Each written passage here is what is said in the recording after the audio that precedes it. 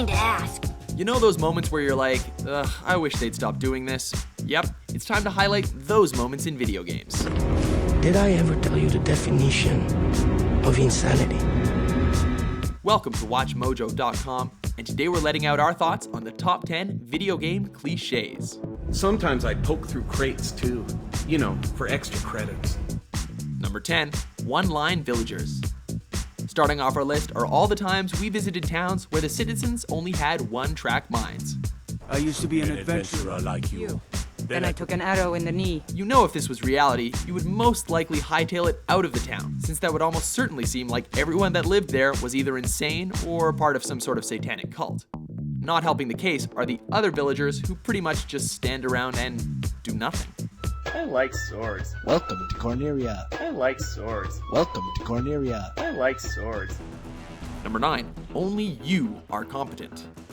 In video games, it seems that the whole world revolves around you. It is written, only Link can defeat Ganon. In first-person shooters, apparently only you can make a difference in battle. Ramirez, get to the roof. Ramirez, get the on the roof! Ramirez, get over there and kill it, SOB! Ramirez, control rig for the UAV. Ramirez, neutralize that enemy armor! Ramirez, use some of this ordnance to take out the enemy vehicles. Move! And in the event of an adventure game, you seem to be the only person able to solve anyone's problems.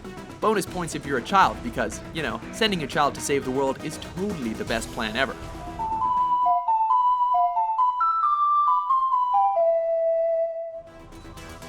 Number 8, fetch quests. Just as bad as being the only competent person, it seems that you're the only one who can actually do anything at all.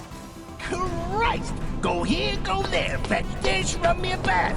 Typical broad, atypical circumstances. Take Animal Crossing, for example, where the villagers there are so lazy they won't even give a package to someone right next to them.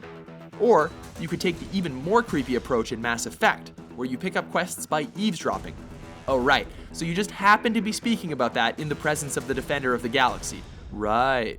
Just once, I'd like to ask someone for help and hear them say, sure, let's go, right now, no strings attached. Number 7, the silent protagonist. Basically, the easiest way for a developer to get the player to relate to the main character is for that character to have no character at all. Try saying that 3 times fast.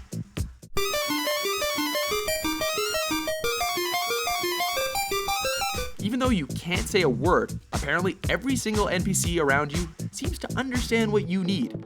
Like your freaking Lassie or something. What's that, Gordon? You have calculations for a dangerous experiment figured out? Care to tell me so nothing goes wrong? It's not shutting down. It's not.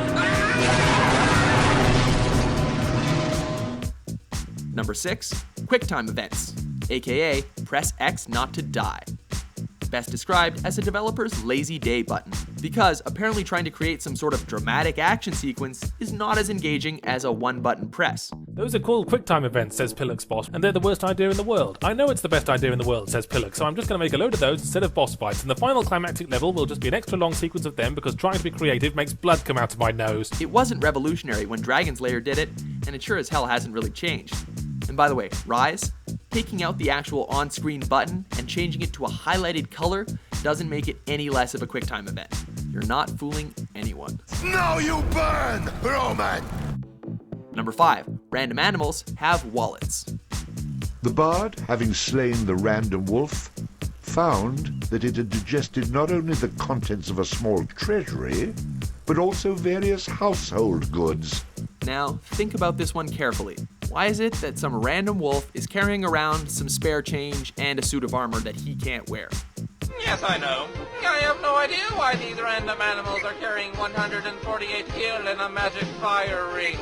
Is it because he's trying to make ends meet for his newborn cubs in a mystical world? Or simply taking a rite of passage by earning an apprenticeship with a blacksmith? One popular explanation is that they ate the contents of a previous adventurer's coin purse.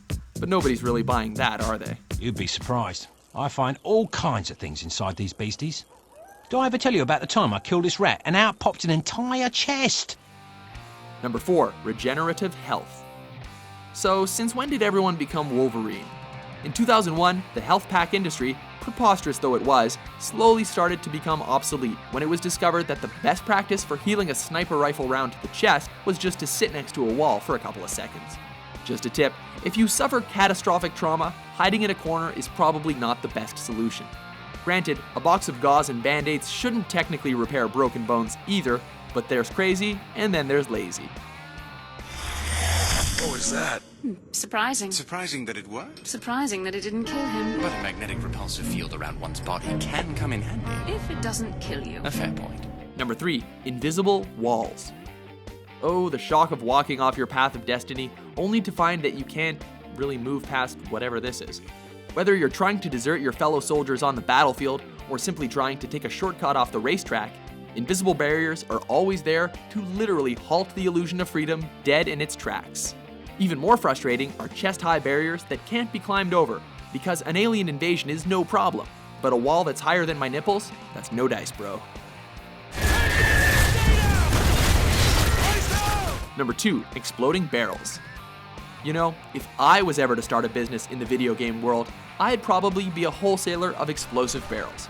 I mean, come on, although they're incredibly delicate and explode at a moment's notice, there seems to be a huge demand for them, as they're littered throughout the virtual world. They must be pretty cheap too, in order to offset the health insurance costs of those hundreds of hapless guards and bad guys that get torched standing next to these things. That being said, there's never a moment when you really have to ask, I wonder if that red barrel over there will blow up if I shoot it. Fireworks. Number 1. Attack its weak point for massive damage. Hitting the top spot is a cliche that makes boss battles seem pretty simple and reveal that their giant size is a ludicrous facade. Destroy all 3 energy balls! Often made even worse if that weak spot is big, bright, and glowing. If, for whatever reason, you still can't figure out where you're supposed to hit the guy, well, oh boy. Seems like awfully poor design of these ships to have their weak spots exposed. Or you can just thank me for the user-friendly interface. So that's it for our list of top 10 video game cliches. Now we want to hear what your favorites are. For more videos published every day, be sure to subscribe to WatchMojo.com. Do we ever win? That depends on your definition of win. Beating Sonic? Oh, well then no.